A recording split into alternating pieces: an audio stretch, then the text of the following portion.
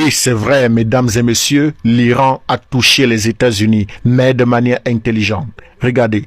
Effectivement, vous l'avez dit, c'est une information du média américain CNN qui montre l'ampleur des dégâts sur ces 16 bases américaines au Moyen-Orient. Prenons d'abord l'exemple de la base de Camp Buring. Elle se trouve ici au Koweït. Sur ces images que vous allez voir apparaître tout de suite de 2024, on y voit des soldats en train de passer une soirée plutôt festive. Ils participent en fait à une soirée karaoké. Regardez maintenant de nouveau ces nouvelles images qui datent de mars 2026. Elles se trouvent sur cette même base, mais cette fois-ci, eh bien, on voit que cette base est entièrement déserte et très fortement endommagée. Et ce n'est pas la seule, évidemment. Certaines de ces bases américaines seraient même aujourd'hui complètement inutilisables. J'ai entendu certains dire, si l'Iran est vraiment puissant, qu'il frappe directement le territoire américain. Je me rends compte que beaucoup n'ont absolument pas compris comment fonctionne la puissance dans le monde réel. Parce qu'en géopolitique, la puissance, ce n'est pas faire le fou, ce n'est pas agir sous l'émotion, ce n'est pas chercher le spectacle. La puissance, c'est frapper où ça fait mal, sans se suicider. Et justement, l'Iran a déjà frappé l'Amérique, mais pas de la manière stupide que les gens imaginent. Il l'a fait en visant et en détruisant des bases militaires dans la région. Et ça, c'est une réalité que beaucoup minimisent, parce que les États-Unis ne sont pas uniquement l'Amérique sur la carte. Les États-Unis, c'est un empire militaire mondial. Leur force n'est pas seulement à Washington.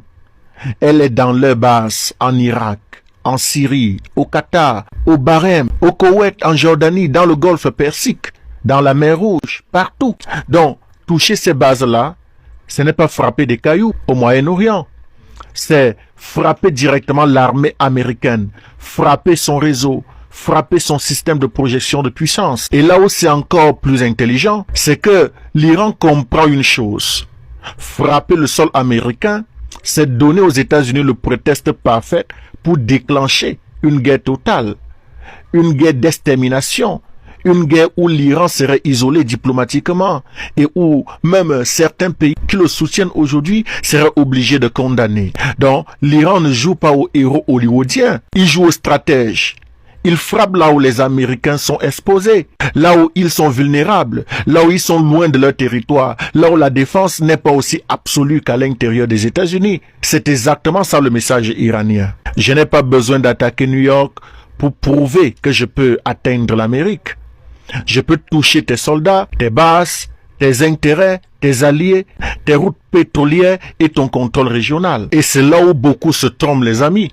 La puissance d'un pays ne se mesure pas à sa capacité à faire une attaque suicidaire, mais à sa capacité à imposer un coup à son adversaire sans déclencher sa propre destruction. Et c'est précisément ce que l'Iran a fait. Frapper l'Amérique, mais sur un terrain où l'Amérique ne peut pas répondre sans risquer d'embraser toute la région. Voilà la différence entre un état émotionnel et un état stratégique.